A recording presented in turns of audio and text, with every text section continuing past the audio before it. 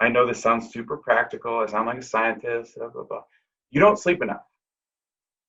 You don't sleep enough. Whoever you are out there, you have a pandemic, a literal pandemic of sleep deprivation, and that will rob you of sleep. A couple other things that rob you of dreams are the use of drugs and alcohol. Mhm. So what happens is we tend to feel like we dream more when we get that REM sleep.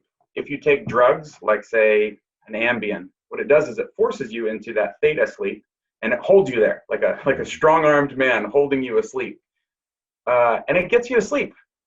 And for people that actually need that, sometimes that's okay.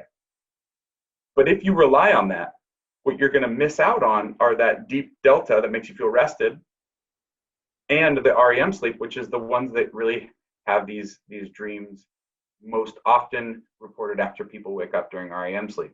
Mhm. If you are overweight and have sleep apnea, same thing, it will hold you in theta. You won't get to go to the deep REM or the deep deltas and those REMs. And lastly, the one that's problematic for most people, um, more than being overweight and have sleep apnea or taking Ambien, is that a lot of people self-medicate with a nightcap. They take some alcohol before bedtime. Sounds great, right? Especially if you're going to bed, you guys have a glass of wine, this could be fun. And that can be, but it does change, again, your sleep architecture. So this is a physiological thing you can do to get more from your dreams, is to get good, sufficient physiological rest. And when you wake up, you'll be more rested and you'll be more energetic. And what I would suggest you do as a result of having more energy and being more energetic is that you start a dream journal and that you write them down. Those one of the things we know is that the farther you go away from waking up, the less you remember or feel that you remember what happened when you were dreaming. So if you write it down immediately, then you get a great record of it and you can refer back to that later. So Mm. those are some suggestions I have for people and their dreaming. Excellent. Yeah, and I would emphasize the dream journaling. I know that I don't currently keep one, and that for me, when I look back, it's been only in phases of my life where I've kept a dream journal, and it does take effort, and you might have to wake up a little earlier than usual if you're going to be writing down your dreams. But it can definitely be worthwhile, especially if you have any intuition that it's worthwhile.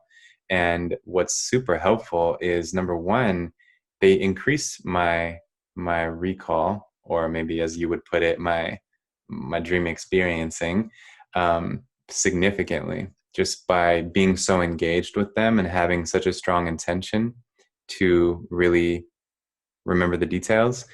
And also, it gives you somewhat of a diary to look back upon for some healthy self-analysis.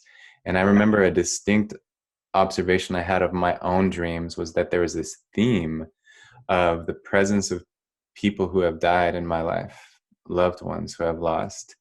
And I never really recognized that theme until I kept a dream journal and was able to look back upon it.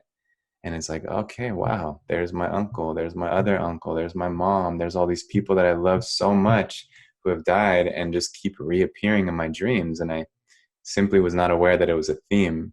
And yeah, and it actually was very important for my grief process to realize that and to process the images of the dream.